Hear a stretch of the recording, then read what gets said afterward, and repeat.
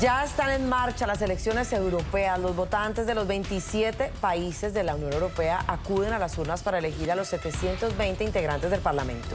Este Parlamento desempeñará un papel crucial en la definición de las prioridades y la dirección política del bloque durante los próximos 5 años. La votación llega en un momento crucial para la Unión Europea, que se enfrenta a problemas que van desde las guerras en Ucrania y la Franja de Gaza hasta la inmigración y el cambio climático. Los sondeos pronostican un avance de los partidos de extrema derecha en varios países. Diana Jayón tiene el informe desde París. Adelante, Diana. Hola, ¿qué tal? Es momento de asomarnos acá a la ventana al mundo en la mañana de NTN 24. Hoy para hablar de esas importantes y decisivas elecciones de la Comunidad Europea que se celebrarán el próximo domingo en los 27 países que forman parte de este bloque. Unas elecciones que son decisivas y supremamente importantes. Se elegirán los 720 diputados que en los próximos 5 años estarán encargados de elegir las leyes del bloque europeo. 360 millones de ciudadanos de toda Europa saldrán para votar en estas importantes elecciones. Pero ¿de qué se trata? ¿Cómo se conforman? ¿Y por qué su importancia? Se lo explicamos de inmediato. Las elecciones europeas son procesos democráticos en los que los ciudadanos de los países miembros de la Unión Europea eligen a sus representantes en el Parlamento. Estas elecciones se celebran cada 5 años y permiten a los ciudadanos de la Unión votar directamente por los eurodiputados que conformarán el Parlamento, una de las principales instituciones de Europa. ¿Cuántos diputados se eligen en estas elecciones? Con 720 eurodiputados en total, en esta ocasión se eligen 15 legisladores más que en los comicios anteriores de 2019 debido a la salida del Reino Unido de la Unión Europea y cambios demográficos. En la actualidad, el país con mayor representación en el legislativo de la Unión Europea es Alemania, con 96 parlamentarios, seguido de Francia con 79 y en el tercer lugar Italia con 76, mientras que el país con menor representación es Luxemburgo, con 6 parlamentarios. ¿Cómo se compone el Parlamento Europeo?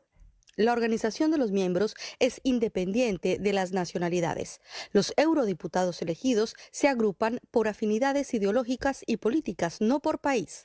Si bien en los comicios participan partidos nacionales, una vez los legisladores son elegidos, la mayoría se integra a movimientos transnacionales.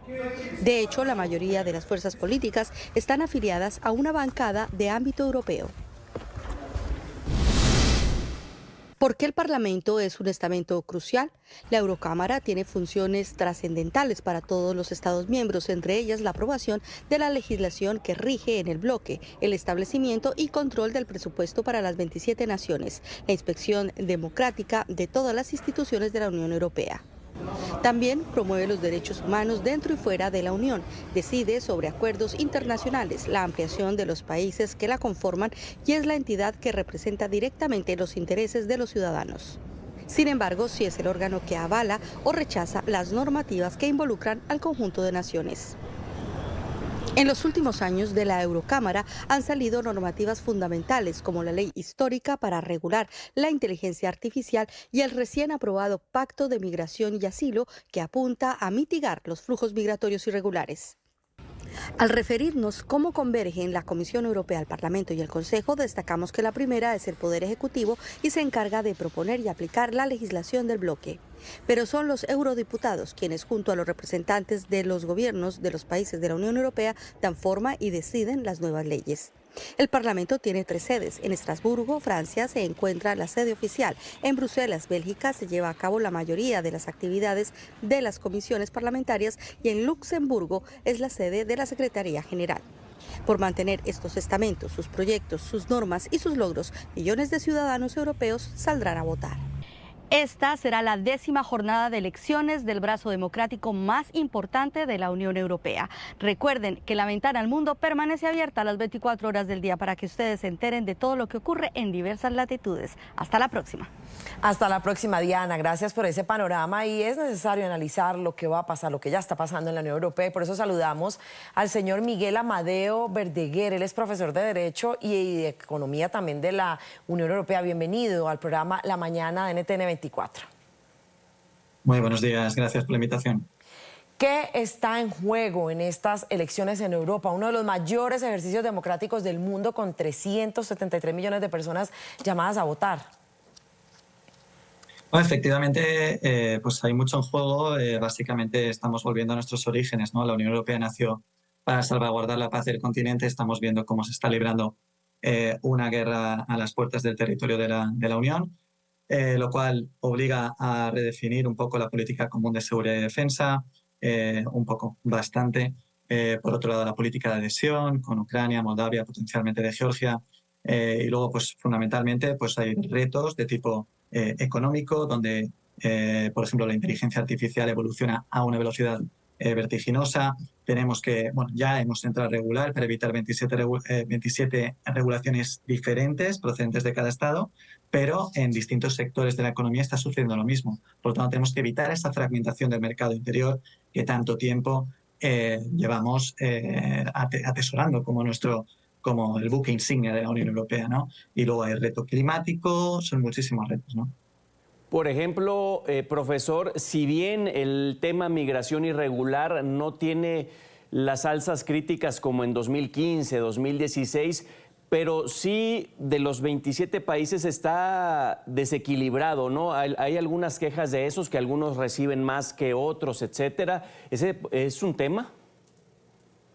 Efectivamente, bueno, el tema migratorio desde luego ha sido, tenemos el reglamento de Dublín, el cual pues al final acaba imponiendo una carga mayor en los estados periféricos, con lo cual, pues bueno, durante esta legislatura sí que ha habido muchas negociaciones respecto al pacto migratorio, que finalmente sí que se ha alcanzado, con la finalidad de tratar de lograr una redistribución equitativa de lo que vendrían de los solicitantes de asilo, pero esto sigue siendo en cierto modo un problema, ¿no? Hay que respetar, por supuesto, los derechos humanos, los derechos fundamentales de todas aquellas personas que efectivamente están huyendo por motivos de vulneración de esos derechos. Sin embargo, también tenemos que reforzar nuestras fronteras, ¿no? Al final tenemos una agencia descentralizada de la Unión, que es Frontex, la cual, si bien trata de realizar efectivamente su trabajo, creo que tiene determinadas carencias, habría que reforzarlo, habría que dotarle de un mayor presupuesto, al mismo tiempo pues ejercer un poco más de control, incluso también en los países de origen, ¿no? Tratar de encontrar una salida digna, humana, tanto dentro de la Unión Europea como quizás en otros países que no están dentro de la UE, como pueda ser Albania, y pues que allí también hayan agencias que se puedan encargar pues de la gestión también de flujos migratorios, ¿no? Estamos ante un cambio de rumbo político en la Unión Europea, con el triunfo que se estima de la derecha, es decir, ¿el péndulo va a regresar a ese espectro? Estamos ante un cambio, desde luego. Se está observando, pues como muy bien han indicado al comienzo, ¿no? Se está viendo ese crecimiento de la extrema derecha, y con un reapunte pues de los dos partidos, de los dos grupos políticos, ¿no? Situados a la derecha del hemiciclo, los conservadores y reformistas e Identidad y Democracia, como el euroescepticismo fuerte. Lo cual, pues bueno, se pueden plantear distintos escenarios. Si se juntaran estos dos grupos políticos, se convertirían en el grupo político con mayor peso dentro del Parlamento Europeo, ¿no? Algo muy difícil de que suceda, puesto que hay muchas diferencias entre ellos dos, entre estos dos grupos. Y también es verdad que dentro de estos dos grupos, de forma separada, tanto conservadores y reformistas como Identidad y Democracia, están muy, muy, muy fragmentados. Ni ellos mismos se ponen de acuerdo. De hecho, solamente viendo las votaciones de la última legislatura, vemos como los grupos menos cohesionados son ellos, precisamente porque tienen tanto afán nacionalista y tantas divergencias entre ellos que ni ellos se ponen de acuerdo, ¿no? Con lo cual yo soy partidario y me gustaría y desearía que se siguiera haciendo una política de centro, donde liberales, socialistas y populares pues volvieran otra vez a tenderse la mano.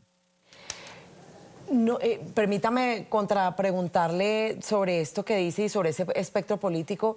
¿No se hace necesario ese equilibrio en medio de un panorama mundial, sobre todo en la región, en este lado de la región, es decir, América Latina, el Caribe, donde se están afianzando cada vez más regímenes totalitarios de extrema izquierda? Es decir, este cambio de orientación política en Europa no lo hace necesario para equilibrar un poquito esas cargas de lo que estamos viendo, de cómo se están afianzando cada vez más regímenes totalitarios. A ver, ningún extremo, yo considero que ningún extremo es bueno, ni el de la izquierda ni el de la derecha. Creo que en el centro está la virtud, ¿no? Al final, cuando nacen los movimientos totalitarios, pues quieras o no, es fruto de una reacción popular ante situaciones que se consideran pues insostenibles y que son críticas, como pueda ser pues a lo mejor el tema de la migración, el tema económico. No obstante, creo que si se leen los manifiestos de estos grupos políticos, al final uno puede observar que carecen de un sustento tecnócrata suficiente, ¿no? Muchas veces yo diría que se observa cierto, podemos acuñar populismo. Cuando hay populismo, la verdad es que no es bueno. En cambio, si observas el panorama de centro, yo creo que es donde se construye.